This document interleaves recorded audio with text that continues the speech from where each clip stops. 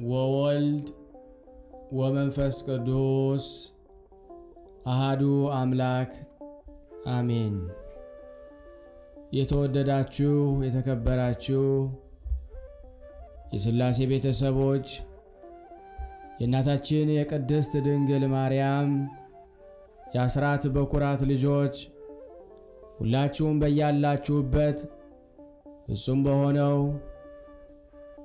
በጌታችን በመድኃኒታችን በኢየሱስ ክርስቶስ ሰላምታ ሁላችሁንም ሰላም ልል እወዳለሁ። እንኳን ለጌታ ቅዱስ መስቀል መታሰቢያ በሰላምና በጤና አደረሰን አደረሳችሁ። እግዚአብሔር ቢወድ መልካ ቅዱስ መስቀል በሥላሴ ስም አነብላችኋለሁ። የተወደዳችሁ የቅዱሳን ዝክር ይህን ድምፅ የምትሰሙ ለዚህ ቻናል አዲስ የሆናችሁ ሰብስክራይብ በማድረግ ቤተሰብ የሆናችሁ ደግሞ ሼር እና ላይክ እያደረጋችሁ አገልግሎቱን እንድታፋጥኑልን በአጋዕዝተ ዓለም ቅድስት ሥላሴ ስም እንጠይቃለን። መልካ ቅዱስ መስቀል በአማርኛም መስቀል ኃይላችን ነው። መስቀል ጽናዓችን ነው። መስቀል የነፍሳችን መድኃኒት ነው። አይሁድ ይክዱታል፣ እኛ ግን እናምንበታለን። በመስቀሉ ያመንበት እኛ በመስቀሉ ድነናል። ሰላም ለዝክረ ስምከ በመስቀል ሰሌዳ ላይ ለተጻፈ ስም አጠራር ሰላምታ ይገባል። በተኩራኦተ ርዕስ የፈሰሰውን ደም ለተቀባ ጥቁር ጠጉርህም ሰላምታ ይገባል። በደረት ላይ የተከለልክ የፍቅር መሰላል ክርስቶስ ሆይ ሕሊናዬን በአምላካዊ የፍቅር ውሃ ጥም ደርቋልና የጠጣኸውን ጽዋ ከአንተ ጋር አንድ ለመሆን አጠጣኝ። ሰላም ለርእስከ የእሾህ አክሊልን ለተቀዳጀ ራስህ ሰላምታ ይገባል። ከገዢው የጲላጦስ ጭፍራም ምራቅን በትዕግሥት ለተቀበለ ፊትህ ሰላምታ ይገባል። በመስቀል መስቀልን በፍቃድህ የተቀበልክ የባሕሪ አምላክ ኢየሱስ ክርስቶስ ሆይ ከክቡር ደምህና ከክቡር መስቀልህ በቀር ከዘመድም ሆነ ከወዳጅ የምመካበት የለም።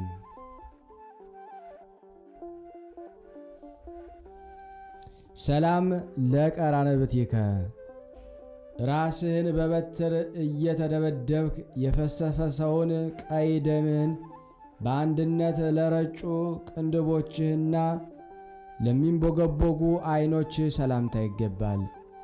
መድኃኔ ዓለም ክርስቶስ ሆይ የሞትህን መስቀል ደጅ በጸናው ጊዜ ከጎንህ የፈሰሰው ውሃው ከልቦናዬ በፈለቀ ጊዜ ምሕረትንና ፍርድህን እዘምርልሃለሁ። ሰላም ለአእዛኒከ ስድብን ለመቀበል ለአዘነበሉ ጆሮችህም ሰላምታ ይገባል። ፍዳ ሳይኖርባቸው በጥፊ ለተመቱት ደም ግቡ ለሆኑ ጉንጮችህም ሰላምታ ይገባል። የመንግሥት ልብስህ ከለሜዳ የሆንክ ስለ ኀጣን የተላለፍክ የሞትክ ክርስቶስ ሆይ ሃይማኖቱን ለ30 ብር የሸጠ የጥፋት ልጅ ከይሁዳ በቀር ከመስቀልህ የጠፋም የለም።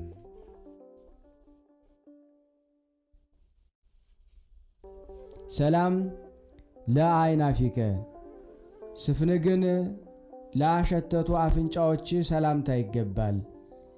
የ3 ክንድ ከስንዝር አካልህ በተሰቀለበት የመስቀል መዝጊያ ለተዘጉ ከንፈሮችህም ሰላምታ ይገባል። የሞት ጽዋ ወይንህን ሮማውያን የጠመቁልህ ክርስቶስ ሆይ በደምህ ልብሳቸውን በአጠቡ ብዙ ናቸውና በጥቁር ጦር የተገደሉም አሉ።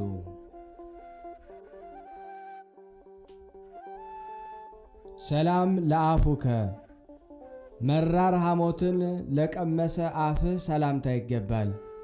የመለኮትን የመልክ ኅቡር የተሸከሙ እንደ በረድ ነጭ ለሆኑ ጥርሶችም ሰላምታ ይገባል። እንደ እባብ የተሰቀልክ የፍቅር ቁልፍ መድኃኔ ዓለም ክርስቶስ ሆይ የሚገድል የሞት እባብ በነከሰኝ ጊዜ አንተን በልቤ አይሃለሁ፣ መስቀልህንም አስባለሁ።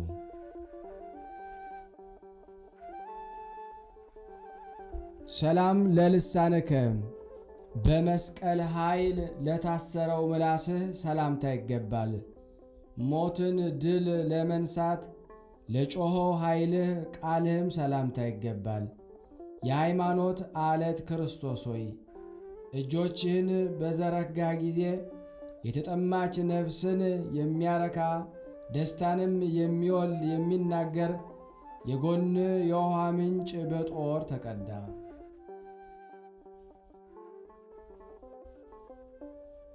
ሰላም ለእስትንፋስከ የመስቀል ፍርድ ለአተመው እስትንፋስህ ሰላምታ ይገባል። የሰውን ፍቅር ለተጠማው ሆምጣጤ ይጠጣ ዘንድ ለጎመዦው ጉሮሮህም ሰላምታ ይገባል። መድኃኔ ዓለም ክርስቶስ ሆይ ከአራቱ ባሕርያት የተፈጠረ አንደበት ተናግሮ ይፈጽመው ዘንድ አይቻለውምና የመስቀል ነገር በዝምታ ተሰውሯል። ስለ አንተም ደሙን በሰማዕትነት ያፈሰሰ ብፁዕ ነው።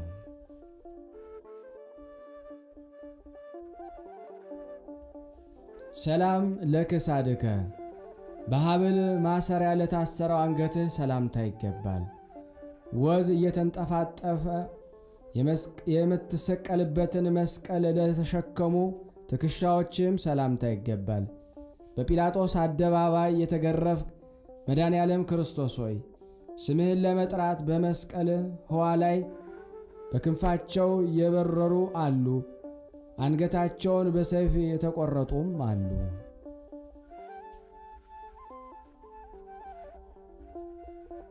ሰላም ለዘባንከ በአደባባይ የግርፋት መከራ ለተፈረደበት ጀርባህ ሰላምታ ይገባል። ወልደ ነጎድጓድ ዮሐንስ ለተጠጋበት ደረትህም ሰላምታ ይገባል። እጆችና እግሮችንም የተቸነከርክ ኢየሱስ ክርስቶስ ሆይ አይሁድ በመስቀል ላይ ያፈሰሱት ደምህ እስከ ዕለተ ምጽአት ድረስ የሚነሱት ትውልድ ሁሉ ያለ ዝምታ ሲጮህ ይኖራል።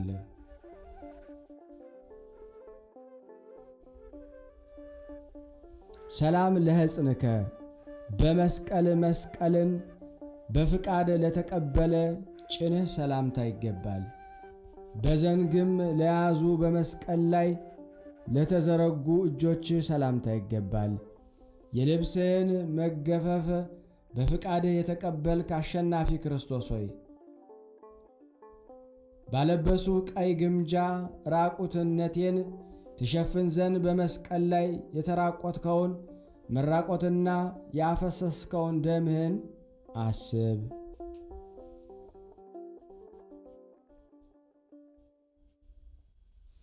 ሰላም ለመዝራዕትከ በደም ማሰሪያ ለታለለው ክንድህ ሰላምታ ይገባል። በደም ከመነከሩ የተነሳ ቀይ ግምጃ ለመሰለ የከበረ ክርንህም ሰላምታ ይገባል። ዝናምን በጊዜው የምትሰጥ ለአንተ ውሃን የከለከሉ መድኃኔ ዓለም ክርስቶስ ሆይ የመስቀልህን ክብር የምገልጥበት ጽኑ ኃይለ ቃል ለአፌ ጠፍቷልና ስለ መስቀልህ ክብር ፈጽሞ ምን እናገራለሁ?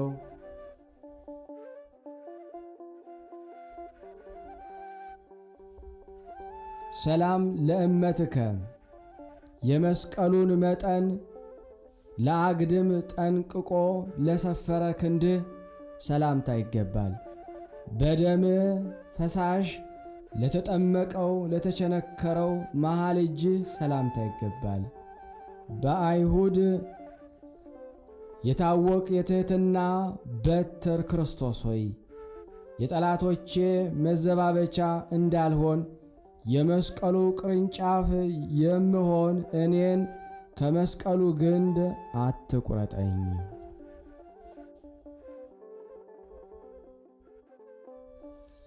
ሰላም ለአጻብዒከ በአምስቱ ቅንዋት የፈሰሰውን የደም ልብስ ለለበሱ ጣቶችህ ሰላምታ ይገባል።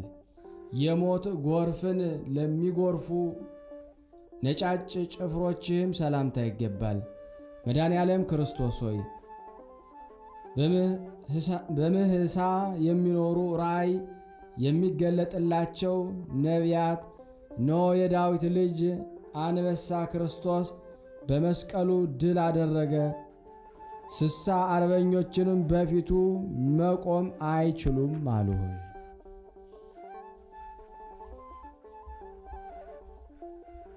ሰላም ለገቦከ የለንጊኖስን ጦር ለወጋው ጎን ሰላምታ ይገባል። የሐዲስ ኪዳን ደምህን ላመነጨው ውሃ ለቀበት ሆድህም ሰላምታ ይገባል።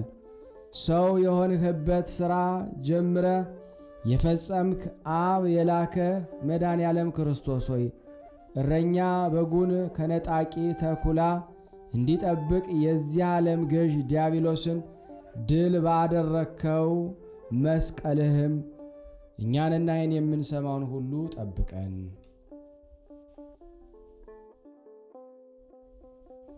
ሰላም ለልብከ ትሰቀል ዘንድ ለሚተጋ ልብ ሰላምታ ይገባል። በእውነትና በትሕትና ለተፈተኑ ኩላሊቶችም ሰላምታ ይገባል። የዚህ ዓለም ገንዘብ የራክ የአብ ልብስ ክርስቶስ ሆይ ከመስቀልና የተናቀ የአይሁድ ምራቅን ከመቀበል በቀር ክብርና ከብርና ከወርቅ የተሠራውን ሁሉ ትገዛ ዘንድ አልወደድክም።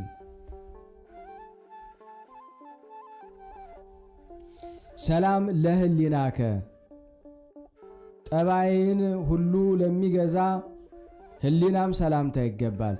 ሰውን በምትወድበት የፍቅርህ እሳትም ለጋለው አንጀት ሰላምታ ይገባል። ከመሠዊያው ሁሉ በላይ የምትሆን ሊቀ ካህናት ክርስቶስ ሆይ ቅዱስ ደምህ ስለ እኔ ፈሷልና እንደ ዮሐንስ ተማሪ ለእናትህ አደራ በለኝ። ሰላም ለነዋይ ውስጥከ ከልብሷ በአምስቱ ችንካሮች የፈሰሰው ደም የሆነላት የውስጥ ዕቃ ሰላምታ ይገባል። የንግሥ ስዕሏ በጦር በፈሰሰ ደም ለተቀባች እምብርትህም ሰላምታ ይገባል። በ30 ብር እንደ ባሪያ በመሸጥ ከዲያብሎስ ጽኑ አገዛዝ የገዛህን የሃይማኖቴ ራስ ዘውድ መድኃኔ ዓለም ክርስቶስ ሆይ እወድሃለሁ።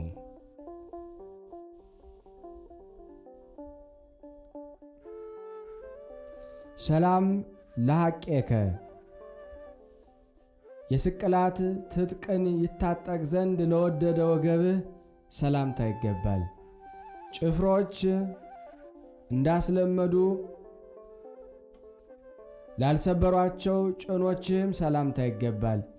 ያዕቆብ የእጁ ማይተብ የአብ የባሕሪ ልጅ ክርስቶስ ሆይ ተቀዳሚ ተከታይ በሌለው አንድያ ልጁ ዳግመኛም ወልዶኛልና የአማልክት ሁሉ አምላክ የሚሆን የባሕሪ አባትህ አብን አመሰግነዋለሁ። ሰላም ለአብራኪከ የስግደት ድካምን ለተሸከሙ ጉልበቶች ሰላምታ ይገባል። ወደ ፍርድ አደባባይ በጲላጦስ ፊት ለመቆም ለሄዱ እግሮችም ሰላምታ ይገባል። መድኃኔ ዓለም ክርስቶስ ሆይ ከሊቶስጥራ እስከ ቀራንዮ እየተዳፋ በሄድክ ጊዜ የሰቀሉ ጭፍሮች ልብስህን ለራሳቸው ሊወስዱ ዕጣ በተጣጣሉ ጊዜም ተገኝቼ የመስቀልን መከራ እሳተፍ ዘንድ በተመኘው ነበረ።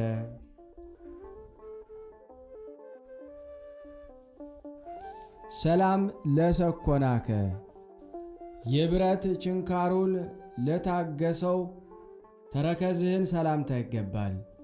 የቀደመ ሰው የአዳም መቃብርን ለረገጠው ጫማህም ሰላምታ ይገባል።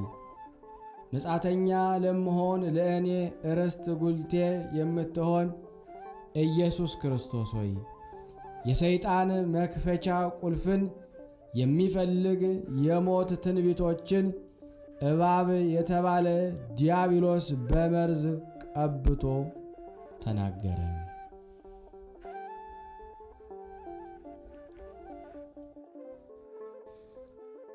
ሰላም ለአጻብኢከ በአርብ ቀን ደም ለአፈሰሱ ጣቶችህና ለጣቶችህ ጥፍሮች ሰላምታ ይገባል። የአብ የቅድምና ስሙ ስምህ የሆንክ ኢየሱስ ክርስቶስ ሆይ በመለኮታዊ ላብ የታጠበው የመስቀል ክንድህ እንደ ፈያታዊ ዘየማን በራሴ ላይ ይዘርጋልኝ።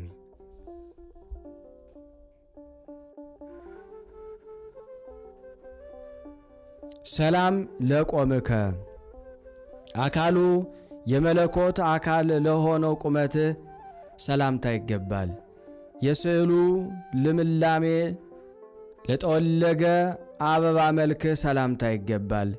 መድኃኔ ዓለም ክርስቶስና የድል ምልክት ቅዱስ መስቀሉ ወዳሉበት በሕሊናዬ ሄጄ ከእግሩ የፈሰሰውን ደም በራሱ ከተደፋው የእሾህ አክሊል ጋር በአንድነት ሳስብ የልቦናዬ ሕሊና በሰማይ ይኖራል።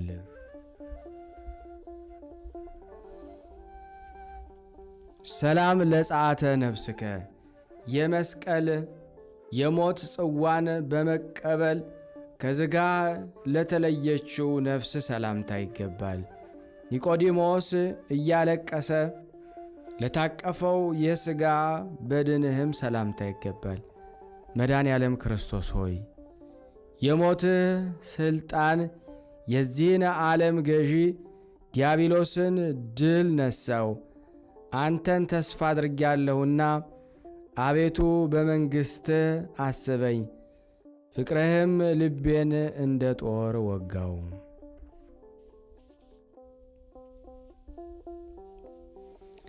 ሰላም ለግንዘተ ሥጋከ ሽቱ እየተረበረበ ለተገነዘው ሥጋ ሰላምታ ይገባል። የዖዛ ገነት ለምትባል የመቃብር ቦታ ጎለጎታም ሰላምታ ይገባል። የሎዛ አቅራቢያ በምትሆን ቀራንዮ የተሰቀልክ የዓለም መድኃኒት የመሥዋዕት በግ ቤዛ የሆንክ መድኃኔ ዓለም ክርስቶስ ሆይ እንደ አንተ ስለ ጠላቶቹ ቤዛ ይሆን ዘንድ የመስቀልን መከራ የሚሸከም አሸናፊ ጎልማሳ እንዳለ አልተሰማም። ሰላም ለተንሣኤከ በፍታህንና መጠምጠሚያህን ትተህ ላደረከው ተንሣኤ ሰላምታ ይገባል። ወደ ዕጣን ኮረብታ ወደ ከርቤ ተራራ በመለኮታዊ ኃይል ለማድረግህም ሰላምታ ይገባል። የተንሣኤ በኩር ክርስቶስ ሆይ መጽሐፍ እንደተናገረ መከራ በደረሰብን ጊዜ የምንጠጋብህ ዋሻ የምንመካብህ ጋሻ ትሆነን ዘንድ አንተን አባትና መጋቢ አደረግን። አሜን። ሰላም ለምጽአትከ በባሕሪ አባትህ በአብ ጌትነት ዳግመኛ ለምትመጣው አመጣጥህ ሰላምታ ይገባል። ዓለም ሳይፈጠር ለነበረውና እስከ ዛሬ ላለው ከእንግዲህም ወዲህ ለሚኖረው መንግሥትህ ሰላምታ ይገባል። ስምህ የሚጣፍጥልህ ቃለ አዋዲ የሚባል ዮሐንስ ሞገስ ጌታዬ አምላኬ ክርስቶስ ሆይ ከሃዲው ሄሮድስ በአምላክነትህ ላይ የተገዳደረውን መገዳደር በአሰብክ ጊዜ በደለኛ የምሆን እኔን ባሪያህን ታድነን ዘንድ መከራህን ክፈልልን።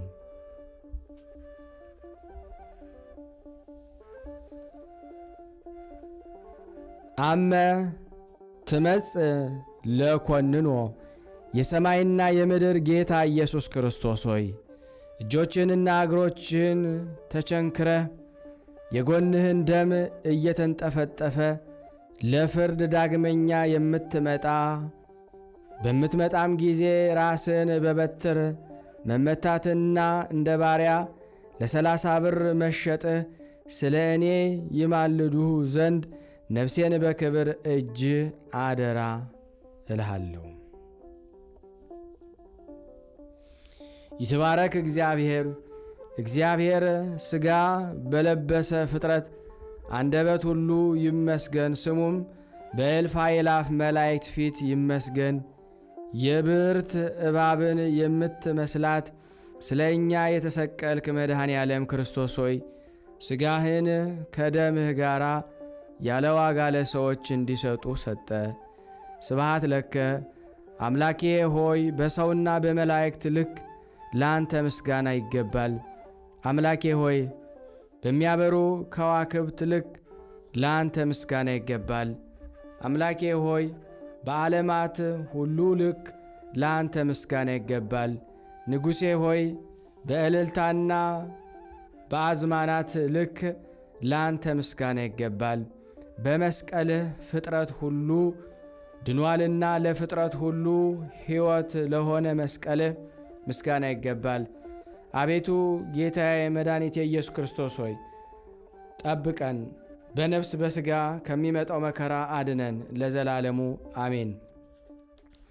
አሜን። ስናነብ የጎደለውን የነጠበውን በአፈ መላእክት አሟልቶ አቃንቶ እግዚአብሔር ይቀበለን። ስናነብ የጎደለውን የነጠበውን አሟልቶ ይቀበል። ለሀገራችን ሰላሙን፣ ፍቅሩን፣ አንድነቱን እግዚአብሔር ይመልስልን። እንዲህም ብለን ቅዱስ ልጅህ እንዳስተማረን እንጠራሃለን። አባታችን ሆይ በሰማያት የምትኖር፣ ስምህ ይቀደስ፣ መንግሥትህ ትምጣ፣ ፈቃድህ በሰማይ እንደሆነች እንዲሁም በምድር ትሁን። የዕለት እንጀራችንን ስጠን ዛሬ፣ በደላችን ይቅር በለን እኛም የበደልነውን ይቅር እንደምንል፣ አቤቱ ወደ ፈተና አታግባን ከክፉ ሁሉ አድነን እንጂ መንግሥት ያንተ ናትና፣ ኃይል፣ ክብር፣ ምስጋና ለዘላለሙ አሜን። እመቤታችን ቅድስት ድንግል ማርያም ሆይ በመልአኩ በቅዱስ ገብርኤል ሰላምታ ሰላም እንልሻለን። በሐሳብሽ ድንግል ነሽ፣ በሥጋሽም ድንግል ነሽ። የአሸናፊ እግዚአብሔር እናት ሆይ ሰላምታ ላንቺ ይገባሻል። ከሴቶች ሁሉ ተለይተሽ አንቺ የተባረክሽ ነሽ፣ የማኅፀንሽ ፍሬ የተባረከ ነው። ጸጋን የተሞላሽ ቅድስት ሆይ ደስ ይበልሽ፣ ሉል እግዚአብሔር ከአንቺ ጋር ነውና ከተወደደው ልጅሽ ከጌታችን ከመድኃኒታችን ከኢየሱስ ክርስቶስ ዘንድ ይቅርታና ምሕረትን ለምኝልን ኃጢአታችን ያስተሰርይን ዘንድ ለዘላለሙ አሜን። የተወደዳችሁና የተከበራችሁ ቅዱሳን ዝክር ተከታታዮች ይህን ድምፅ የምትሰሙ ስለ ጌታችን መድኃኒታችን ኢየሱስ ክርስቶስ መስቀል ስም ሼር በማድረግ ላይክ በማድረግ አገልግሎቱን እንድትደግፉ በአጋዕዝተ ዓለም ቅድስት ሥላሴ ስም ሁላችሁን ጠይቃለሁ።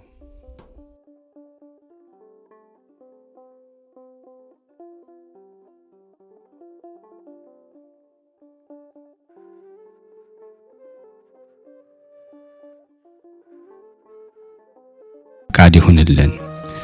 አንድ አምላክ በሚሆን በአብ በወልድ በመንፈስ ቅዱስ ስም የአባታችን የአቡነ እስትንፋሰ ክርስቶስን የገድሉን ጣዕም ትሰሙ ዘንድ የመጣችሁ የቤተ ክርስቲያን ልጆች የሆናችሁ ወንዶችና ሴቶች በሙሉ ፈጽማችሁ በእዘነ ልቦናችሁ ስሙ፣ አድምጡ። የአባታችን የእስትንፋሰ ክርስቶስ የልደቱ ቦታ ዳውንት ጸወነ አባይ ይባላል። በአካባቢው የገዳሙ አንጻር በሰሜን በኩል የእናቱ ሀገር ደብረ ድባ የቄርሎስ ቦታ ይባላል። የአባታችን አገር የእግዚአብሔር አብ ደብር አጠገብ ዳውንት ወይም ደብረ አስጋጅ ይባላል። በዚያች አገር እግዚአብሔርን የሚፈራ ስሙ መልአከ ምክሩ የሚባል ደግ ሰው ነበረ። ለነዳያንና ለምስኪን ተስፋ ለቆረጡ ምጽዋትን ይሰጥ፣ ያዘኑትን ሁሉ ያረጋጋ ነበረ። ስሟ ወለተ ማርያም የምትባል ሚስት ነበረችው። ሁለቱም ደጋጎች እግዚአብሔር እንዳዘዘ በእግዚአብሔር ሕግ ጸንተው ተስማምተው የሚኖሩ መልካም ሥራ ለመስራት እንደ ዘካርያስና እንደ ኤልሳቤጥ እውነተኞች ነበሩ። እነሱም በመጾምና በመጸለይ እግዚአብሔርን የሚያገለግሉ፣ በጸሎቱ ሰውን የሚጠቅም በጻድቃን ዘንድ የተመረጠ ልጅን ይሰጣቸው ዘንድ ዘወትር ወደ እግዚአብሔርና ወደ ድንግል ማርያም ይለምኑ ነበረ። ነቢየ እግዚአብሔር ቅዱስ ዳዊት ጆሮን ወደ ልመናችሁ አዘነበለ እንዳለ እግዚአብሔር በዓይነ ምሕረቱ ተመለከታቸው፣ ልመናቸውንም ሰምቶ አባታችን አቡነ እስትንፋሰ ክርስቶስን ልጅ ሰጣቸው። የጻድቁ አባታችን የአቡነ እስትንፋሰ ክርስቶስ ገድል አርብ ቀን የሚነበብ። ከዚህ በኋላ በሰባተኛው ዓመት ሱስንዮስ አረፈ። ወደሱ ሄደው የእግዚአብሔር የኢትዮጵያ አባቶች መነኮሳትና ሕዝብ ሁሉ አልቅሰው በታላቅ ክብር በነገስታት መቃብር በነገሰ በ24 ዓመቱ ቀበሩት። ከዚህ በኋላ የዮሐንስን አባት ንጉስ ፋሲል ነገሰ። ፋሲልም 35 ዓመት ሲሆነው ልጁ ዮሐንስንም ወደ አባታችን ወደ አቡነ እስትንፋሰ ክርስቶስ ወደ አቡነ ዘማርያም ሃይማኖትን ምግባሩን ያስተምሩት ዘንድ አሰምቶ ሰጣቸው። አምጥቶም ሰጣቸው። ከአቡነ እስትንፋሰ ክርስቶስ ጋር አቡነ ዘማርያም ይህንን ድንቅ ዮሐንስንና አስተማሩት። ከመልካም ምግባር ጋር እሱንና ወንድሞቹን የቀና ሃይማኖትንም አስተማሩ። ጻድቅ ንጉስ ዮሐንስ ተምሮ በጨረሰ ጊዜ ንጉስ ፋሲልያስ አርፎ ከዚያ ዮሐንስ ነገሰ። የኢትዮጵያም አገር 15 ዓመት በቀናች ሃይማኖት ኖረች። ይህም ዮሐንስ የተባለ ንጉስ ለአቡነ እስትንፋሰ ክርስቶስ የኢትዮጵያ ሰዎችና ሀገር ሁሉ ለዚች ላንተ ቦታ ይገዛ ይስገድ፣ መጥቶ ደጅ ይጥና ብሎ ቃል ኪዳን ገባለት። ስለዚህ ደብረ አስጋጅ ተባለች። ጻድቁ ቅዱስ ዮሐንስ በአባታችን እጅ ዘወትር ሥጋ ወደሙን ይቀበል ነበረ። ንጉሥም አባታችን የክርስቶስ ሥጋና ደሙን አቀብለኝ ባለው እሺ ብሎ ወደ በዓቱም ቅዳሴ ቀድስ ዘንድ ገባ።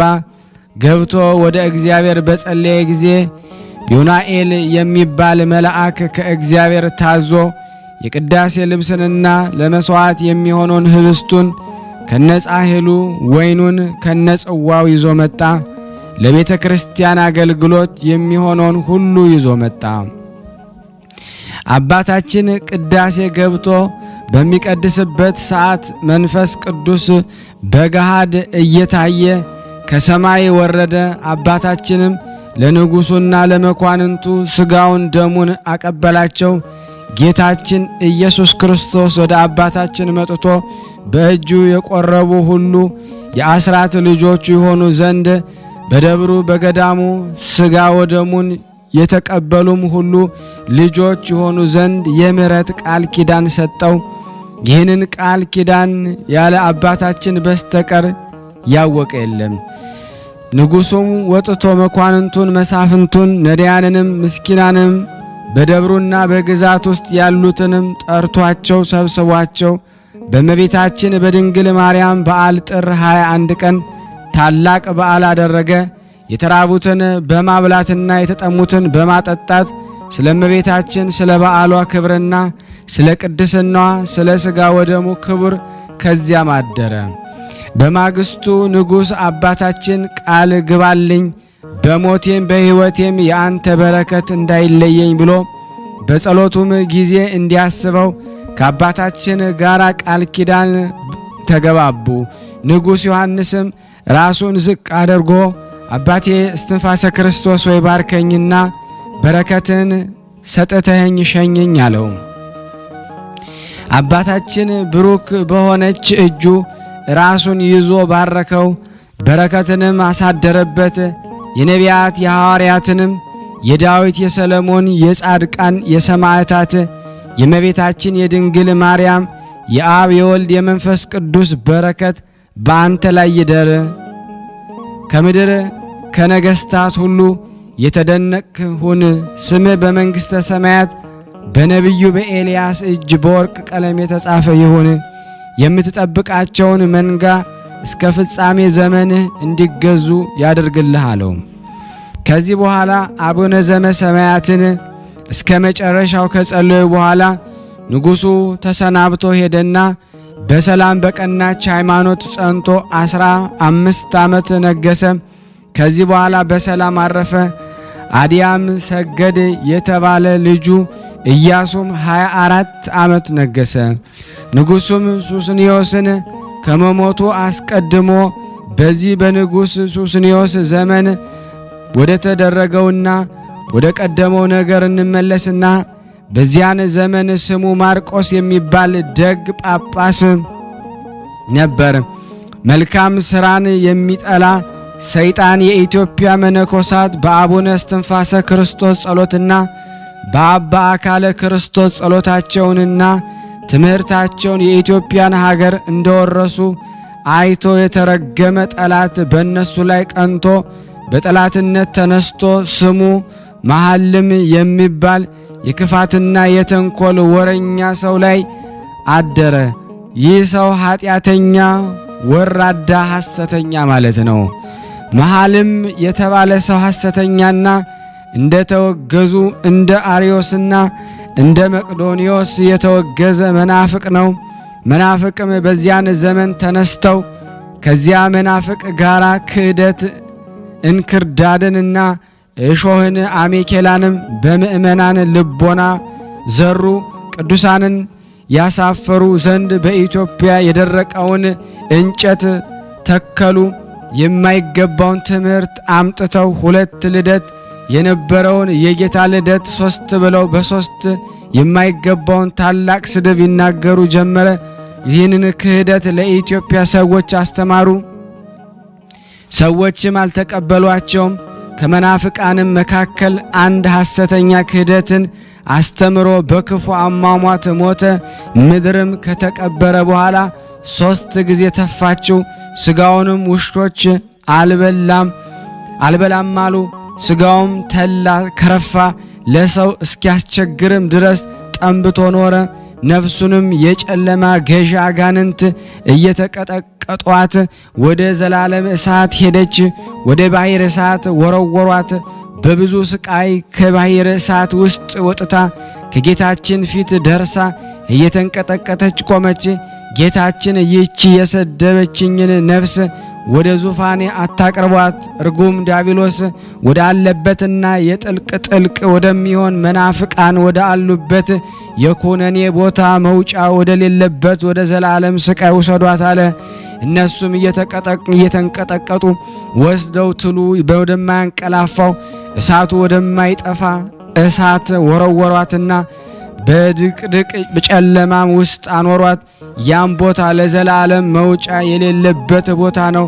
ዳግመኛም አንድ አመፀኛ መናፍቅ እንደ አባቶቹ ሳይሆን ሞኝ ወደሆነ ወደ አጼ ሱስንዮስ ሄዶ ፍጹም ስድብንና ክህደትን አዲስ ሃይማኖትን እናምጣ አለውና ከነቢያትና ከሐዋርያት ከጻድቃንና ከደናግላን ከመነኮሳት ዘንድ ያልተገኘውን ትምህርት አምጥቶ 3 ዕለት ብሎ አስተምረው አስቀድሞ ጌታችን ሩቅ ብእሲ የዮሴፍ ልጅ ብለው ታላቅ ስድብን ሰደቡኝ እንዳለ ይህም የዋህ ንጉሥ በዚህ ክህደት ጸና። ያም መናፍቅ ለኢትዮጵያ ሕዝብ ይህች ሃይማኖት እናስተምር ዘንድ አዋጅ ነገርክ፣ ሰብስባቸው እኔም ሃይማኖትን አስተምራቸዋለሁ አለ። እንዳለውም አልቀረም። ሕዝቡ ተሰበሰቡ። ሲያስተምር ትምህርቱን በከተማውና በሀገሩ ተሰማ። በዚያ ዘመን ሰይጣን ካነሳው አውሎ ንፋስ የተነሳ በኢትዮጵያ ሁሉ ታላቅ መታወክ ሆነ። ሃይማኖቱ የቀና ስራው መልካም የሆነ ስሙ ማርቆስ የሚባል ጳጳስ በዚያን ዘመን ነበረ። በጾምና በጸሎት በመታመን ያም አባት በሰይጣን ላይ እንደ አንበሳ ነብር ገዢ ከሚሆን ከንጉሥ ጋር በሃይማኖት የተነሳ ታላቅ ጠብ ሆነ። የኢትዮጵያው መምህርና መነኮሳት፣ ካህናት፣ ምእመናን፣ ሐዋርያትና የሚከተል የሐዋርያት ወንድም የሆነ ማርቆስን ተከትለው ወደ ንጉሥ ገብተው ንጉሡን ከሐዋርያት ዘንድ ያልተገኘውን ከመጻሕፍታቸውም ያልተገኘውን ጌታችን መድኃኒታችን ኢየሱስ ክርስቶስ የማይወደውን ይህን ክህደት ተዋሉት። እምቢ ካልክ ሥጋ ወደሙን አናቀበልህም እንጣልሃለን አሉት። ያም ንጉሥ አይሆንም አልመለስም አለ። ያም አላዋይ መጥቶ ሲከራከሩት መልስ አጣ። ከአቡነ ማርቆስ ጋር ያሉት 200 መምህራንና አባቶች የማይፈታ ግዝት ገዝተው ለዩት። ያም አመፀኛ ሰው በክህደቱ ጸና። ይኸውም ከመናፍቃን ጋር ተቆጥሯል። አንዲት ቁማርያጦስ ተባለ። ይህ ማለት የወንድ ጠላት ማለት ነው። ጳጳሱ ማርቆስም ከልጆቹ ከካህናትና ከሊቃውንት ጋር ሆኖ መናፍቃንን ሁሉ ያወግዛቸው ነበረ። ምን አይቶ አወገዘ ያሉ እንደሆነ አስቀድሞ ይህን ክህደት ሰምቶ ፈጽሞ ቀኖናን ይዞ 40 ቀን 40 ሌሊት ሰንበተ። ከዚህ በኋላ ጌታችን ኢየሱስ ክርስቶስ ወደሱ መጥቶ ልብሴን ቀደደብኝ፣ ይህ ማለት ወልድ የጸጋ ልጅ ብለው ሰደቡኝ። በምድር ለወልድ አባት አለው፣ ልደቱ 3 ነው በማለት የማይገባውን ስድብ ሰደቡኝ አለ። ስለዚህ ይህን መናፍቅ በመንግሥተ ሰማያት ከእኔ ጋር አላኖረውም፣ በእሱ ያመኑትንም እበቀላቸዋለሁ። ፈጥኖ ያመነለት ይህንንም ንጉሥ ከመንግሥቱ ለይቼ አሳድጄ ተሰቃይቶ ይሞታል። አንተ ግን ወዳጄ ማርቆስ ሆይ በስልጣንህ እነዚህን መናፍቃን ገዝተ ለያቸው። አንተ በምድር ያሰርከው በሰማይ የታሰረ ይሁን፣ በምድር የፈታኸው በሰማይ የተፈታ ይሁን። አንተን እምቢ አለ እኔን እምቢ አለ፣ አንተን የሰማ እኔን ሰማ። ክህነትን ስትሰጥ ወልድ አብ ወልድ ማርያም የወልድ ልደቱ 2 ነው፣ ከ2 አትቀንሱ፣ 3 ነው አትበሉ ብለ አስተምረ ስልጣን ስጣቸው አለ። ማርቆስ ሆይ ዝክርህን የዘከረ አንተን በምታስተምረው በሃይማኖት የጸና ከካህናትም ክህነት በአንተ የተቀበለ በትምህርትህ ቃል የጸና አንተ በተቀመጥክበት ዙፋን የተቀመጠውን እኔ በሰማያት ባለው አባቴ ፊት እምረዋለሁ፣ ከኃጢአት ነፃ አደርገዋለሁ። ይህን ብሎ ከሱ ተሰውሮ በክብር ወደ ሰማይ አረገ። ከዚህ በኋላ መናፍቃንን ይህን ሰምቶ አወገዘ። አቡነ ማርቆስንም አስቀድሞ ንጉሡን መልካም ምክር 4 ቀን መክሮታል፣ አልቀበልም ስላለው ከ4 ቀን በኋላ እነዚህን ክፉዎች መናፍቃንን ከምስራቅ እስከ ምዕራብ ከሰሜን እስከ ደቡብ ያሉትን ከሃዲያን በሙሉ በሕይወቱም በሞቱም ሃይማኖትን የሚጠረጠሩ መናፍቃንን ሁሉ አወገዘ። ይህም መናፍቃን ደጋጎች የኢትዮጵያ መነኮሳትንና አባታችን አቡነ እስትንፋሰ ክርስቶስ ተቃወማቸው። ከንጉሥ ጋር ተባብሮ ብዙ ስቃይ አሰቃያቸው። ማሸነፍ ግን አልቻለም። ንጉሡን የኢትዮጵያ ሀገር ሃይማኖት ወደ ጸጋ ወይም ወደ ካቶሊክ 2 ባህሪ ክህደት መልስ አለው። ንጉሡም ይህን ሰምቶ በኢትዮጵያ አድባራትና ገዳማት ያሉትን መነኮሳት መምህራን መናንያን ያመጡ ዘንድ በጎጃም፣ በትግራይ፣ በሮሃ፣ በፀውንሰል ይኸውም ወደ አባ ምህረተ ክርስቶስ ቦታ ወደ አንባሶል ወታደሮች ላከ። እነሱም በጽድ እንጨት ላይ ቆሞ ብዙ ዘመን ሲጸልይ የነበረውን አባ ምህረተ ክርስቶስ የተባለ ታላቅ መነኩሴንም አውርደው ይዘውት ሄዱ። ዳግመኛም ንጉሥ ወታደሮቹን ወደ ሸዋ ሀገርና ገዳማት ወደ ዳውንት ሀገር ላከ። ወታደሮቹንም እግዚአብሔር የማይፈሩ የሰው ፊት የማይፈሩ ጨካኞች አለመኔዎች ነበሩ። እነሱም ወደ ደብረ አስጋጅ መጥተው አቡነ እስትንፋሰ ክርስቶስን ፈለጉት፣ ሊያገኙት አልቻሉም። የእግዚአብሔር መልአክ ቅዱስ ሚካኤል በክንፍ ሰውሮታልና እረፍቱን በሰማዕትነት አይደለምና ወደፊትም የሚሰራው ብዙ ሰራ አለና ወታደሮችን ከሀገሩ ሰዎች ጋር 55ቱን ሀገር እየወረሩ አባታችን አቡነ አካለ ክርስቶስን ካለበት ደብረ ጸበል ጎል ደረሱ። ገዳማትንም ካሉበት ደርሰው እነዚያን ገዳማት ወረሩ። የእነዚህም ገዳማት ስም የአባታችን የአካለ ክርስቶስ ገዳም ጸበል ጎል፣ የአባ ስነ ድንግል ገዳም ሞገራ፣ የአባ ዝክረ ክርስቶስ ገዳም እግረ ጸወን፣ የአባ ጸጋ ክርስቶስ ሰገድ፣ የአባ ሉቃስ፣ የአባ ቃለ አብ ሸዳሄ ህንፃ፣ አባ ሙሴ፣ የፍቅር ክርስቶስ ቁሊለታ፣ የኤዎስጣቴዎስም የአባ መለኮት ክርስቶስ። እነዚህን ስማቸውን የጠራናቸውና ከጎጃም አገር የመጡ ደጋጎች እግዚአብሔር ፊት ለፊት የሚያዩ አባቶች ናቸው። እነሱም መካከል ሙታን ያስነሳ፣ በብርሃን ሰረገላ የሚሄድ፣ የእውራን ዓይን ያበራ፣ ለምጽን ያነጻ አለ። ከሰማይ ህብስ ተቀብሎ የሚመግብ፣ የመላውን ውሃ የከፈለ፣ ተራራውን ያፈረሰ አለ። ለቅዱሳን አባቶች የሰማዕትነትን አዝመራ በደረሰ ጊዜ የንጉሥ መልእክተኞችን መናፍቃን እነዚህን ከበቧቸው። አባ አካለ ክርስቶስ ካለበት ደርሰው ዛሬ ከዚች ገዳም ሳናወጣችሁ አናድርም፣ በገዳምም ያሉትን ልጆችህን ሰብሰባችሁ በእግሩም የሚሄድ አንድ ሰው እንዳይቀር ንጉሡ አዟልና ብለው ተናገሩ። አባታችን አካለ ክርስቶስ ይህን ሰምቶ ረጅም ጸሎት በጸለየ ጊዜ የእግዚአብሔር መልአክ ወደ እርሱ መጥቶ አትፍሩ፣ ሂዱ፣ በሰማዕትነት ሙታችሁ መንግሥተ ሰማያትን ትወርሳላችሁ፣ የሕይወትን አክሊልን ትጎናጸፋላችሁ፣ የሙሽርነትን ዘመን ደርሷልና በርትታችሁ መከራውን ታገሱ። 12ቱን ሐዋርያት 318 ሊቃውንት ሃይማኖት በያስከውም እምነት ተአምራትን ያደርጉላችኋል። ዳግመኛም ያ መልአክ ለአባቶች በዚህ አካባቢ ያላችሁ በሰባቱ ሰዓታት ጊዜያትን ለማድረስ ደውልን የምትደውሉ ንጉሡን ይህ ሃይማኖት አይጠቅምህም አትመንበት ብላችሁ ንጉሡንና ይህን መናፍቅን አውግዛችሁ ለዩት ብሎ ወደ ሰማይ አረገ። ከዚህ በኋላ ቅዱሳን አባቶች ወደ አቡነ እስትንፋሰ ክርስቶስ ዘንድ ሄዱ። እነሱም በመስቀሉ እና በሰይፍ ጸሎት አጋንንትን የሚያጠፋ በአምባሰል አባ ምህረት ክርስቶስ፣ አባ ስሉስ ሰገድ፣ ቁጥራቸውም 1200 የሆኑ የአባ ዘማርያምን፣ የአባ ዘገብርኤል፣ የአባ አብራኒዮስን ልጆች ናቸው።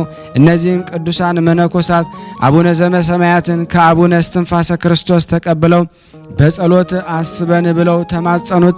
አባታችን አቡነ ክርስቶስም ጽኑ፣ ከያዛችሁት ሃይማኖትም አትናወጹ፣ ለእኔ ግን እረፍቴ በሰማዕትነት ይሆን ዘንድ አልተፈቀደልኝም። የእኔ እረፍት በሌላ ነው።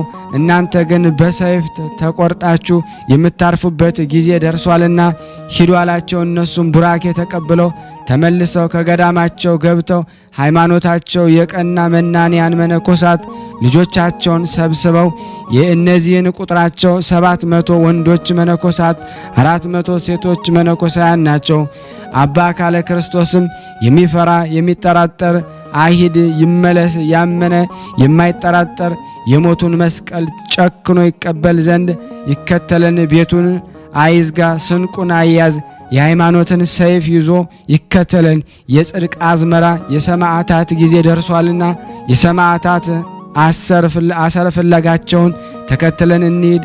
በዚያ ጌታችን መድኃኒታችን እናገኘዋለንና ብዙ ጎዳና በመሄድ በሰይፍ በመቆረጥ ደማችንን በማፍሰስ የእነሱን ዋጋ እናገኛለንና። አስቀድመውም የነበሩ ከሃዲያንን ደማቸውን ስላፈሰሱ የእኛንም ደም ያፈሱ እነሱን በሰይፍ ስለቆረጡ እኛንም በሰይፍ ይቆርጡን፣ ስለገረፏቸው እኛን ይግረፉን። የሚያቃጥል የፀሐይ ሐሩር የሚያጠወልግ የሚያቀልጥ ነውና በግርፋታቸው እነሱን እንምሰል። እየረገጡን እየደበደቡን ይነዱናልና መከራ ሞታቸውንም ከተሳተፍን የምስክርነትን አክሊል አለን፣ ወደ ዘላለም ሕይወት እንገባለን። ዘሰማያት በሰማያት ጻድቃን ከሰማዕታት ጋር እንነግሳለን። ስለ ቀናች ሃይማኖታችን አንገታችንን ለተሳለ ሰይፍ እንሰጣለን። ይህችም የጌታችን መከራ መስቀሉን ተቀብለን የምንገባባት አገራችን ናት። አባ አካለ ክርስቶስ ይህንን ከተናገረ በኋላ 55ቱ የዳውንት መምህራን ከመላ ማህበራቸው ጋር ሄዱ።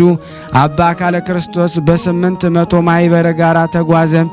የአገሩም ሰዎች የነፍሳችንንና የሥጋችንን መማፀኛ ሃይማኖት መምህር አባ አካለ ክርስቶስ አባታችን ለእኛ ወዮልን ወዮታ አለብን። ከዛሬ ጀምሮ የታመሙትን የሚፈውስልን፣ ያዘኑትን የሚያረጋግልን፣ የለመንን የአባቶቻችን ልትሞቱ ነውን? እኛንም ከእናንተ ጋር እንሞታለን አሉ። የሰላማችን መሪ የሆንክ አባታችን እናት የሆንከን የመንግሥተ ሰማያት መሪ አባታችን ሆይ አንተን ባናውቅ የተሻለ ነበረ። ደስታችን ወደ ሐዘን፣ ብርሃናችንን ወደ ጨለማ ተመልሷልና እኛም በመከራና በድካም ተጣልን አሉ። የዳውንት አገር ሰዎች ሁሉ እየተጫጫሁ እነዚህን ቅዱሳን ተከተሏቸው።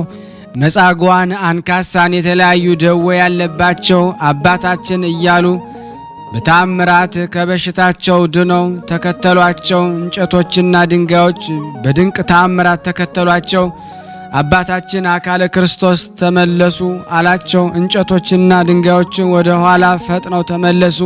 ከዚህ በኋላ የንጉሥ ወታደሮች ቅዱሳን እየነዱ ይዘዋቸው ሰውነታቸውን በፀሐይ ሐሩር እየቀለጠ ከገዳማቸው አወጧቸው። ሲሄዱም በመንገድ ድካም በጸናባቸው ጊዜ የሚያርፉበት ጥቂት ጥላ ፈለጉ።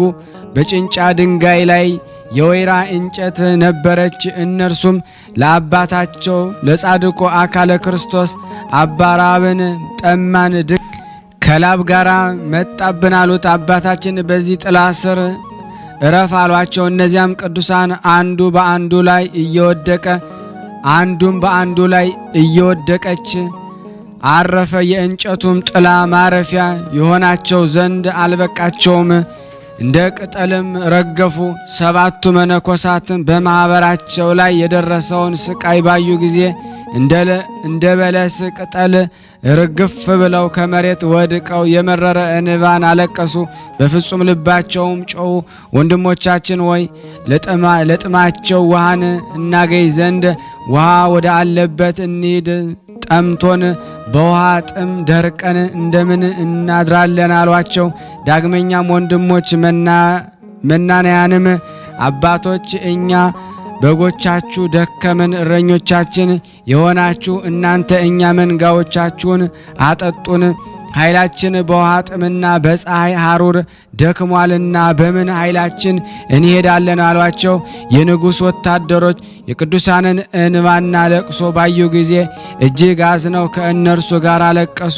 አቡነ አካለ ክርስቶስ ድንቅ ድንቅ ተአምራትን የሚያደርጉ እመቤታችን ዘወትር የምታነጋግራቸው፣ ሰማያዊ ንጉሥ ዘወትር የሚያነጋግሯቸው 7ቱ አባቶች መምህራን ተመልሰው ወደ እግዚአብሔር ፊታቸውን አንቅተው አቤቱ የእስራኤል አምላክ ሆይ ለእስራኤል ጭንጫ ላይ ውሃን ያፈለቅክላቸው በሲና ገዳም የጠጡ ዘንድ እንዲጠጡ ያደረክላቸው ሰማይንና ምድርን የምትገዛ ያለ አንተ ሌላ አምላክ የሌለ ስለ እኛም የምታዝንና ስለ ድካማችን የምታስብ ስለ ስም ብለህ ምራን፣ ማረን፣ መግበን። ቅዱሳን የነበሩ ሙሴንና አሮንን አቤቱ አንተ ሰማሃቸው፣ አንተም ይቅር አልካቸው። እነሱ እንደሰማሃቸው አቤቱ ወደ አንተ የለመነውን ልመናችንን ስማን ብለው ጸለዩ።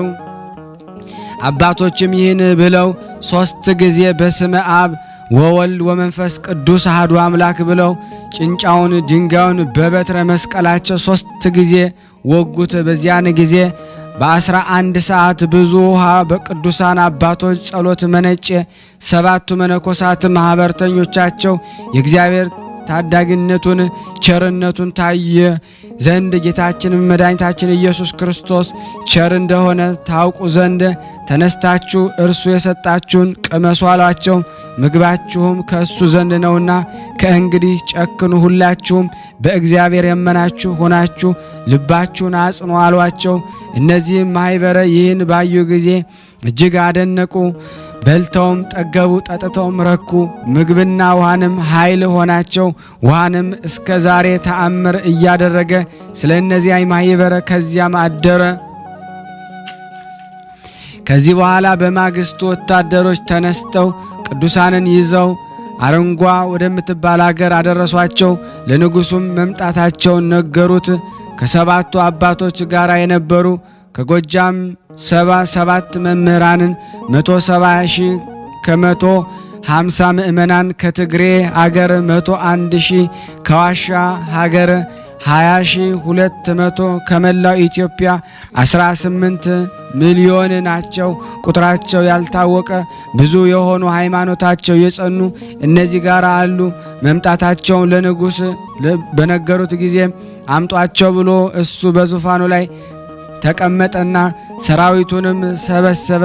መግረፊያ ጅራፍንም የሚተኩሱ ሰይፍንና የጦር መሳሪያን የታጠቁ እንደ አንበሳ የሚደነፉ የሚያስፈሩ የመንግስት ልዩ ኃይል በዚያ ቅዱሳን መነኮሳት እናቶች መበለቶችና ያስደነግጧቸው ዘንድ መሳሪያቸውን ታጥቀው ተዘጋጅተው ቆሙ።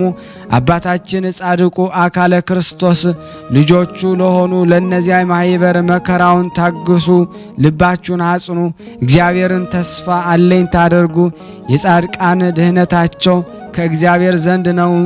በችግራቸው ጊዜ የሚከራከርላቸው የሚረዳቸው ከኃጥአን እጅ ፈጽሞ የሚያድናቸው እሱ ነው ብሎ ነቢዩ ዳዊት እንደተናገረ ሃይማኖቱ እንደ ጠንብ የከረፋ ፈራሽ በስባሽ ሟች ከሆነ ከንጉሥ ፍርሃት የተነሳ ለምን ትረበሻላችሁ አላቸው። አባታችን አቡነ አካለ ክርስቶስ እንደዚሁ ብሎ አጸናቸው። ንጉሥም በጉባኤ መካከል አምጥተው ያቆሟቸው ዘንድ ሰራዊቱን አዘዛቸው። ሰራዊቱም አምጧቸው። ቅዱሳኑም ወንጀለኛ በሆነ በንጉሥ ፊት ቆሙ። ያም ንጉሥ እነዚያን ማኅበር እናንተ በሃይማኖቴ እመኑ፣ ለመንግሥቴም ክብር ተገዙ፣ ስገዱ ብሎ ጠየቃቸው። አባታችን ከድንግል እናቱ ጋራ እግዚአብሔር ያልወደደውን ክህደትን ታስተምሩ ዘንድ እናሰናብትህም። ሃይማኖትስ ማስተማር ለጳጳሳት፣ ለመምህራን፣ ለአባቶች መነኮሳት ነው። የንጉሡ ሥራ ግን ሃይማኖትን በአቀኑ 318 ሊቃውንት እና በአባቶቻችን ሐዋርያት ሃይማኖት ጸንቶ በመልካም አገዛዝ ሀገርን መግዛት ነው። የቀና ፍርድን መፍረድ ነው። ለነዳያን ለምስኪንና መፍረድ፣ የተራቡትን ማብላት፣ የተጠሙትን ማጠጣት፣ የተራቆቱትን ማልበስ ይገባሃል። ወርቅና ብርን የአማረ የሐርና የተለያየውን ልብስ በምድር ማከማቸት አይጠቅምህም፣ ቤተ ክርስቲያንን ማሳነጽ ይጠቅመሃል አሉት። ንጉሡም ስለ መልሳቸው ተቆጥቶ አንድ አንበሳ ሆነ። እነዚህንም አባቶች በሃይማኖቴ አታምኑምን? በእኔ ላይ ትታበያላችሁን አላቸው።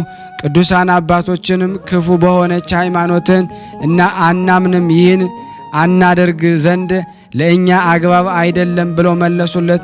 ንጉሡም እንደዚህ እኩል መልስ ስንመላለስ እንውላለንን? 3 ድለት ብላችሁ እመኑ። በእነዚህ በሰራዊት ሁሉ መካከል እንዳታፍሩ፣ ከነማኅበራችሁ ራቁታችሁንና ሁናችሁ እንዳትታዩ አላቸው። ያሰቃዩአቸው ዘንድ ወታደሮችን አዘዘ። የንጉሥን ወታደሮች በጦር መሳሪያቸውና ከባድ በሆነ በትር ጀርባቸውንና ደረታቸውን ቀጠቀጧቸው። እነዚያም ቅዱሳን ማኅበር የውሃ ጎርፍ እንደሚጮህ ከመከራው የተነሳ ተጫጫሁ። በክርስቶስ ፍቅር ማን ይለየናል? መከራ ወይስ ጭንቀት ወይስ ስደት ወይስ ረሃብ ወይስ ራቁትነት ወይስ ፍርሃት ወይስ ሰይፍ ወይስ ጦር ነውን አሉ። ነፋስ ውሃን እንደሚያናውጥ ተነዋወጡ። ከዚህ በኋላ እግዚአብሔር ጸሎታቸውን፣ ለቅሷቸውን፣ ግርፋታቸውን፣ የራሳቸውን መቆረጥ፣ የደማቸውን መፍሰስ ተቀብሎ ከንጉሥ ቁጣ ሌሎችን ያልተያዙትን ምእመናን ያድናቸው ዘንድ ፈጽሞ ወደ እግዚአብሔር ጸለየ። ሁሉም ከለቅሶ ጋር በአንድ ቃል አባታችን ሆይ አቤቱ ወደ ፈተና አታግባን፣ ሃይማኖትን ከመካድ አድነን ብለው ጮኹ። ከቅዱሳን ቃላቸውና ጩኸት በምድር ላይ ከሚፈስ ከአባቶቻችን መነኮሳትና ከእናቶች መነኮሳያን እንባም የተነሳ ምድር ደነገጠች፣ ተናወጠች። ከዚህ በኋላ ንጉሡ ወደ እስር ቤት አስገብተው ያስሯቸው ዘንድ አዘዘ። አንድ ቀንም አስረዋቸው በማግስቱም ያወጧቸው ዘንድ አዘዘ። ቅዱሳንም ከእስር ቤት አውጥተው ከንጉሡ ፊት መጥተው በቆመ ጊዜ በሃይማኖቴ አምናችኋል አላመናችሁም ብሎ ጠየቃቸው። ቅዱሳን አባቶችም በአንድ ቃል በረከሰች ሃይማኖት አናምንም፣ ሰማዕትነትን ሁሉ የምትገድል ንጉሥ ሆይ በእኛ ላይ የፈለከውን አድርግ አሉት። ከዚህ በኋላ ተቆጥቶ የቅዱሳን አባቶች መነኮሳት የእናቶቻችን መነኮሳያት አስኬማቸውን ልብሳቸውን ያስወልቋቸው ዘንድ አዘዘ። እኔም የምንኩስናዬን ልብስና አስኬማዬን ለእነዚህ አልሰጥም፣ ራሴን ይቆርጡ በጦር ጎነን ይወጉ ዘንድ አይሆንም፣ ከነ አስኬማዬ ከነ ቅናቴ ከነቆቤ ልሙት ያለ አለ። ነገር ግን በደበደቧቸው፣ ፊታቸውን በጥፊ በመቷቸው፣ በመሬት ላይ በወረወሯቸው፣ በእግር በረገጧቸው፣ በገፈተሯቸው ጊዜ ቅናታቸውን በስቃይና ለመናገር የሚያስጨንቅ መከራን ፈቱ። የዚያም የመናፍቃን ንግግር እንደ እሬት የመረረ ነበር። የጩኸትና የለቅሶ ድምፅ እስከ ሰማይ ተሰማ። ከዚህ በኋላ ሃይማኖትን ካዱ የሚል መናፍቅ መጥቶ ተከራከራቸው። ብዙ የክደትንም ነገር አምጥቶ ዘበዘባቸው። እነሱም ከ318 እና ከሐዋርያት መጻሕፍት ጠቅሰው መለሱለትና አወገዙት። ከዚህም ጊዜ መልስ አጥቶ በእጁ እየዘበዘበባቸው ያ አመፀኛ መናፍቅ አፍሮ ሄደ።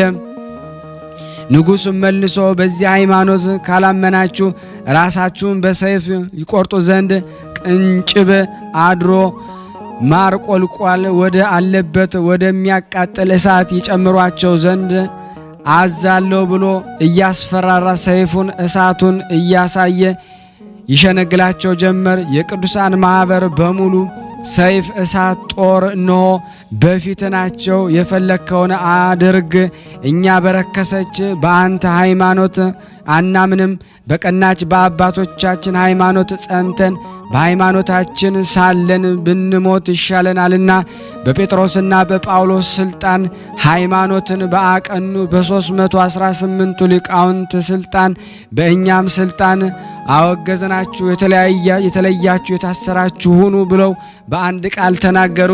ከዚህ በኋላ አባቶች በዚህ ሁሉ ሽንገላ ለምን ትፈተተናለህ ብለው ተቆጡ። ንጉሡም ወደ እሳት ይወረውሯቸው፣ የማኅበሩን ሁሉ ራስ በሰይፍ ይቆርጡ ዘንድ ወታደሮችን አዘዛቸው። የታዘዙት ወታደሮች እሳትን አንድደው ከእሳት ውስጥ ወረወሯቸው። እሳቱን ፈጽሞ አላቃጠላቸውም፣ አልነካቸውም። እንደ በረዶ ቀዘቀዘ እንጂ።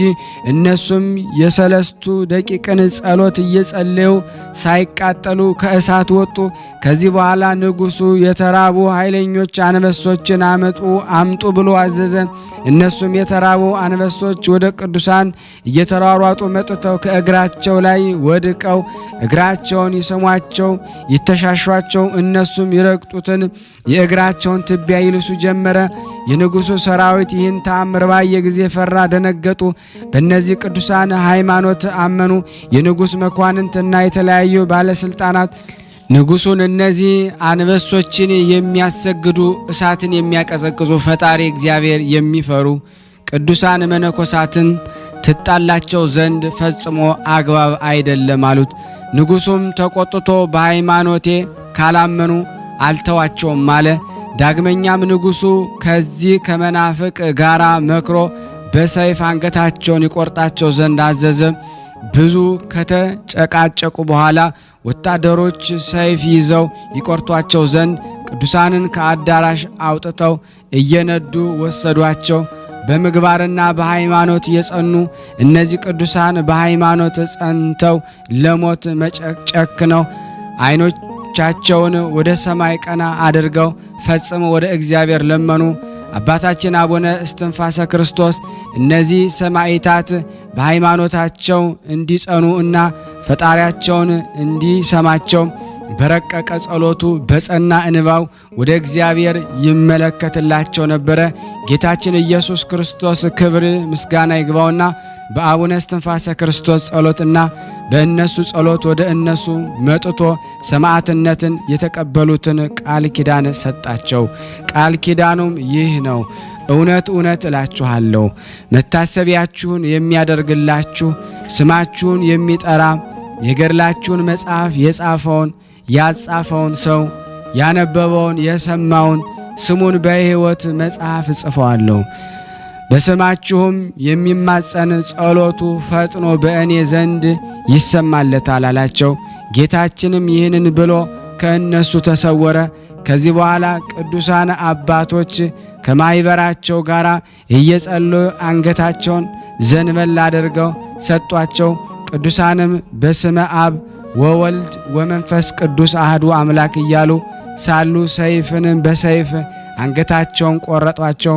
ያን ጊዜ ከአንገታቸው ውሃ፣ ወተት፣ ደም ፈሰሰ። መላእክትም በብርሃን ልብሳቸው ረበው ጋርዷቸው የተሰወሩ ቅዱሳን መጥተው መዝሙረ ዳዊትን ከመጀመሪያ እስከ መጨረሻ የ15ቱ ነቢያትን የ5ቱ መኃልያተ ሰሎሞንን ጭምር የ7ቱን ዕለታት ውዳሴ ማርያምን ከአንቀጸ ብርሃን ጋር ጸለዩላቸው። ጸሎታቸውን ከጨረሱ በኋላ እነዚህ ቅዱሳን መላእክት በአንድነት ወደ አየር ወጥተው ሃይማኖት የካዱትን የኢትዮጵያን ሰዎች ያወግዟቸው ጀመር። በዚያን ሰዓት ታላቅ ዝናብና በረዶ፣ ንውጽውጽታ፣ ነጎድጓድ፣ መብረቅ፣ ደመና፣ ጭልምልም ያለ የሚያስፈራ ጉም ሆነ። መብረቅም ከንጉሡ ሰራዊት መካከል 7 እጅ የሚሆኑትን ገደለ። የሚጠራጠሩ ተጠራጣሪዎችን እግዚአብሔር ተቆጥቶ ባመጣው መብረቅ አለቁ። በቀናች ሃይማኖት ያመኑ የክርስቶስ መስቀሉ ጋሻ መሆናቸውን በተአምራት ድነዋል። ስለቀናች ሃይማኖት አምነው የተገደሉ የእነዚህ ቅዱሳን መነኮሳት ስጋቸው ወንጀለኞች ከሚሆኑ ከንጉሥና ከሰራዊት ዓይን ተሰውረን ከምድር 7 ክንድ ክፍል አለ። ቀስት ደመናም ከነሱ በላይ ተተክሎ ጋረዳቸው። ሰማዕትነትን በተቀበሉ በቅዱሳን ራስ ላይ አክሊል ወረደ። በመንግሥተ ሰማያት የምስክርነትን አክሊል ተቀብለው ወደ ዘላለም ሕይወት ገቡ። የእነዚህ ቅዱሳን መነኮሳት ነፍሳቸው ከጻድቃንና ከሰማዕታት በተጋድሎም ጸንተው ኖሩ። ከመነኮሳት ከደናግል ከቅዱሳን አንገት የቆረጡ እነዚህ ወታደሮች አብደው ልባቸውን አጥተው የገዛ ስጋቸውን እየቆራረጡ እየበሉ በክፉ አሟሟት ሞቱ። ይህ ሁሉ ተአምር የተደረገው በአባታችን በአቡነ እስትንፋሰ ክርስቶስ ጸሎትና ልመና በእንባውና በስግደቱ ብዛት ነው። የነዚህ የቅዱሳን ጸሎታቸውና በረከታቸው በእኔና በእናንተ በሁላችን በሕዝበ ክርስቲያን ላይ ጸንቶ በእውነት ለዘላለሙ ይኑር አሜን ያለ ሐሰት። ከዚህ በመቀጠል ደግሞ ለበረከት የጻድቁ አባታችን የአቡነ እስትንፋሰ ክርስቶስ ተአምር አነባለሁ። የአባታችን እስትንፋሰ ክርስቶስ ተአምር ነው። ጸሎትና በረከቱ ከሁላችን ጋር ይሁንና ዛሬም ዘወትርም ለዘላለሙ። በክፉ በሽታ እግሩን የታመመ አንድ ካህን ነበረ። ብዙ መድኃኒት አድርጎ ምንም ሳይድን ቀረ። ከዚህ በኋላ የአባታችን እስትንፋሰ ክርስቶስን ዜና ተአምራቱን ሰምቶ በቃል ኪዳኑ አምኖ በብዙ ድካም ከዚያ ደርሶ ከመቃብሩ ላይ አፈሩን ወስዶ ገድሉ በተነበበበት ውሃ ለውሶ ቁስሉን ቀባው። በዚያን ጊዜ በአባታችን ጸሎት ከደዌው ዳነ። በዚያን ጊዜ ልቦናው በአባታችን ፍቅር ተነድፎ የሚያልፈውን ይህን ዓለም ትቶ የመነኮስ ዘንድ ወደደ። አባታችን ሌሊት በሕልሙ ተገልጦለት ይህን ዓለም ትተ ከመነንክ እድል ፈንታ ጽዋ ተርታ ከእኔ ጋር ይሆናል አለው። ያም ካህን በማግስቱ ይህን ዓለም ትቶ መንኖ ወደ ገዳም ገባና በጾምና በጸሎት ተወስኖ ንስሐውን ከፈጸመ በኋላ ሙቶ በአካለ ነፍስ ወደ አባታችን ሄደ። አባታችን አስቀድሞ ተስፋ እንደሰጠ ወደ ሰማያዊት ቤቱ አስገባው። እግዚአብሔር በአማላጅነቱ በጸሎቱ ሁላችንን ይማረን፣ ይቅር ይበለን፣ ይዘከረን። የይቅርታ አምላክ ሁላችን ይመልከተን። ያቀረብነውን ጸሎት ልመናችንን እግዚአብሔር ይቀበለን። ስናነብ የጎደለውን የነጠበውን በአፈ መላእክት ይሙላልን። የይቅርታ አምላክ ይዘከረን።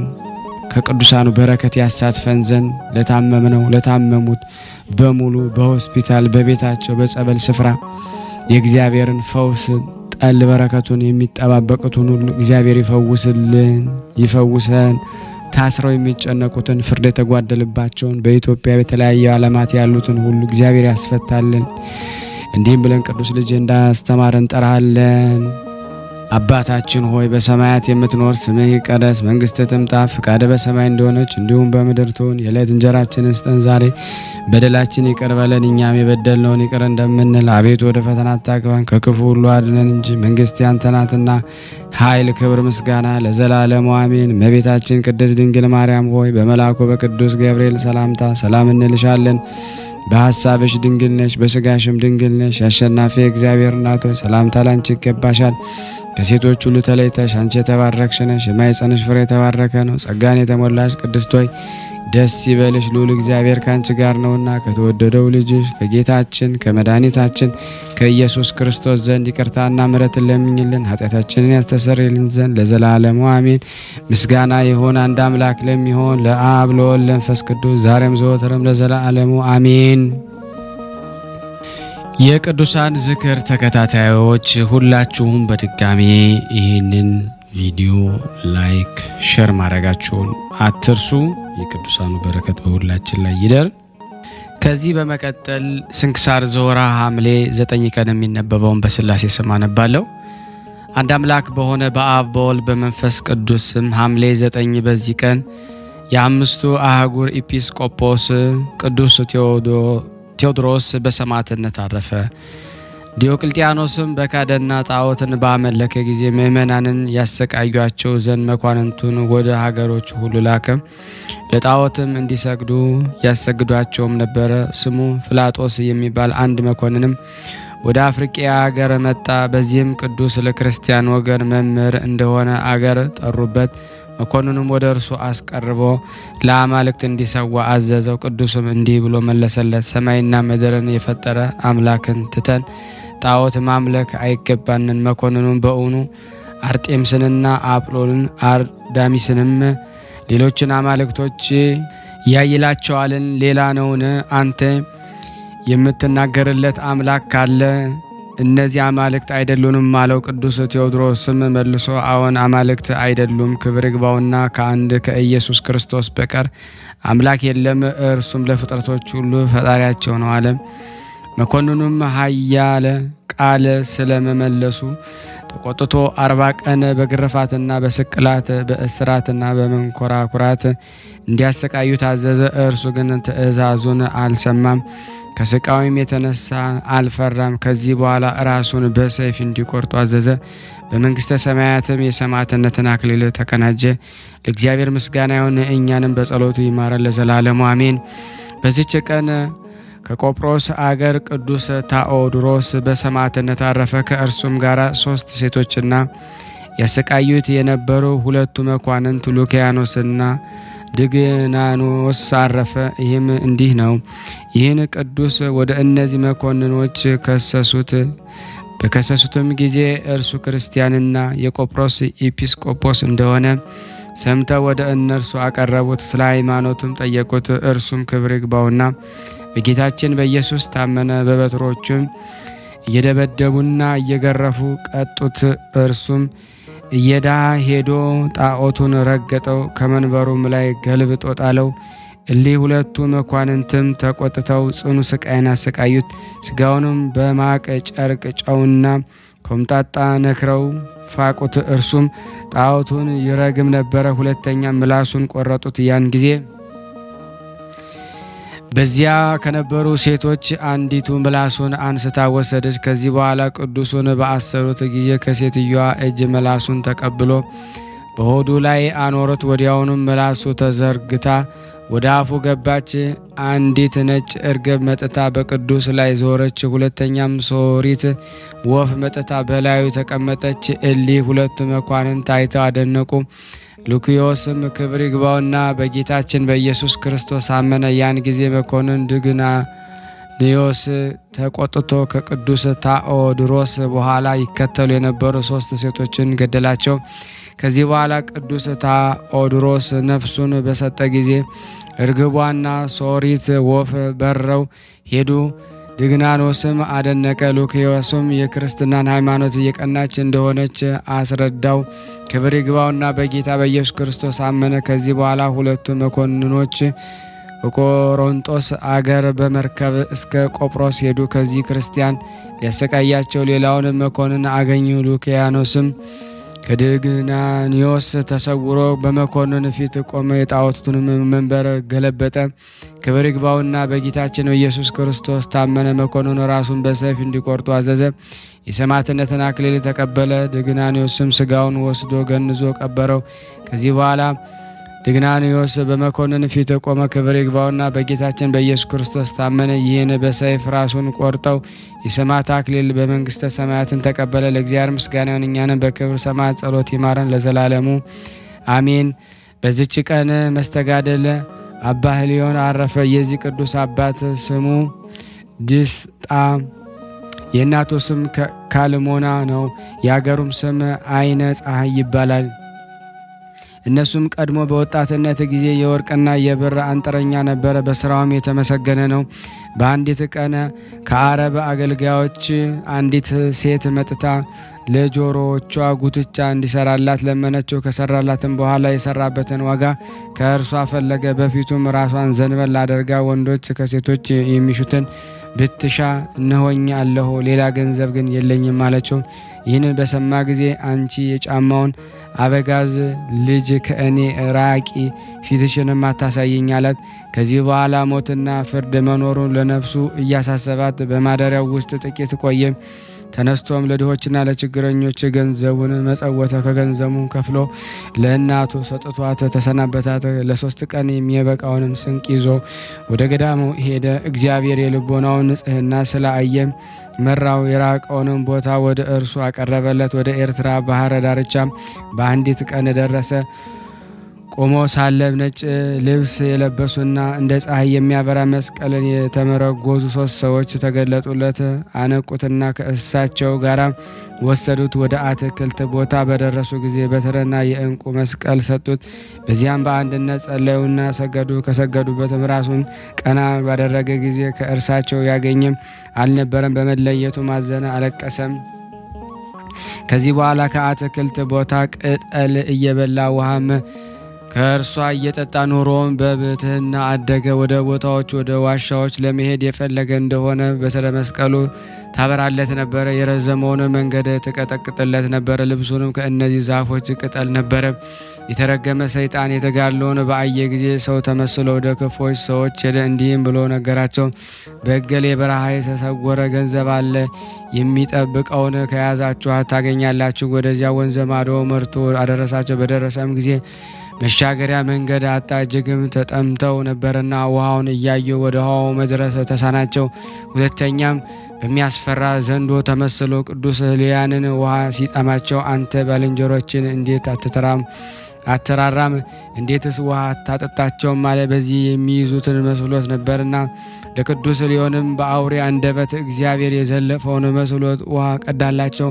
የጠጣቸው ዘንድ ተሻገረ። እርሱም ድህነቱን አይተው ራሩለት። ልብስ ሊሰጡትም ወደዱ። ነገር ግን ደግሞ አልተቀበላቸውም። ወደ በዓቱም ተመለሰ። ሰይጣንም ተንኮሉ በከሸፈበት ጊዜ በደጋጎች መነኮሳት ተመሰለ። ሊያስቱም ወደ እርሱ ሄዱ። በመስቀል ምልክት በአማተበ ጊዜ አፍረው ተበተኑ። የእረፍቱም ሰዓት በቀረበ ጊዜ ቀድሞ ተገልጸውለት የነበሩ እነዚህ 3 ሰዎች መጥተው ገደሉን። ጻፉ። ባረፈ ጊዜም ቀበሩት። ለእግዚአብሔር ምስጋና ይሁን፣ እኛንም በዚህ ጻድቅ ጸሎት ይማረን ለዘላለሙ አሜን። በዚች ቀን የመብራጣንና የቀፍሃላ ኤጲስቆጶስ የንድራኦስ መታሰቢያቸው ነው። የግብፃዊው የቅዱስ ሰርጊስ ቤተ ክርስቲያን ቅዳሴ ቤት ነው። ዳግመኛም ከአባ ኤስ ጋራ በሰማዕት የሞተ የ5500ና የ4 ጭፍሮች መታሰቢያ ነው። በረከታቸው ከኔና ከእናንተ ከሁላችን ከህዝበ ክርስቲያን ላይ ጸንቶ ለዘላለሙ ይኑር አሜን። ያቀረብነውን ጸሎት ልመናችን እግዚአብሔር ይቀበልን። ስናነብ የጎደለውን የነጠበውን በአፈ መላእክት ሞልቶ ይቀበልን። እንደ ቸርነቱ ነው እንጂ እንደኛ ኃጢአት ብዛት እንዳይሆን በአንድነቱ ነን። ቅዱስ የሆነውን ስሙን እንለምነው። የታመሙትን እንዲፈውስልን፣ የታሰሩትን እንዲያስፈታልን። አባታችን ሆይ በሰማያት የምትኖር ስምህ ይቀደስ፣ መንግስትህ ትምጣ፣ ፈቃድህ በሰማይ እንደሆነች እንዲሁም በምድር ትሁን። የዕለት እንጀራችንን ስጠን ዛሬ፣ በደላችን ይቅር በለን እኛም የበደልነውን ይቅር እንደምንል። አቤት ወደ ፈተና አታግባን ከክፉ ሁሉ አድነን እንጂ መንግስት ያንተ ናትና፣ ኃይል፣ ክብር፣ ምስጋና ለዘላለሙ አሜን። እመቤታችን ቅድስት ድንግል ማርያም ሆይ በመልአኩ በቅዱስ ገብርኤል ሰላምታ ሰላም እንልሻለን። በሀሳብሽ ድንግል ነሽ፣ በስጋሽም ድንግል ነሽ። አሸናፊ እግዚአብሔር እናት ሆይ ሰላምታ ላንቺ ይገባሻል። ከሴቶች ሁሉ ተለይተሽ አንቺ የተባረክሽ ነሽ፣ የማኅፀንሽ ፍሬ የተባረከ ነው። ጸጋን የተሞላሽ ቅድስት ሆይ ደስ ይበልሽ፣ ልዑል እግዚአብሔር ከአንቺ ጋር ነውና ከተወደደው ልጅሽ ከጌታችን ከመድኃኒታችን ከኢየሱስ ክርስቶስ ዘንድ ይቅርታና ምሕረትን ለምኝልን ኃጢአታችንን ያስተሰርይልን ዘንድ ለዘላለሙ አሜን።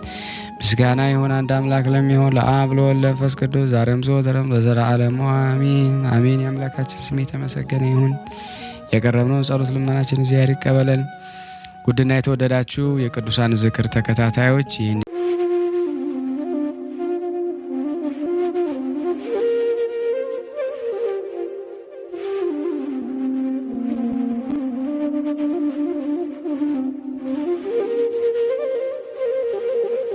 እየተመገቡ ነው የሚገኙት።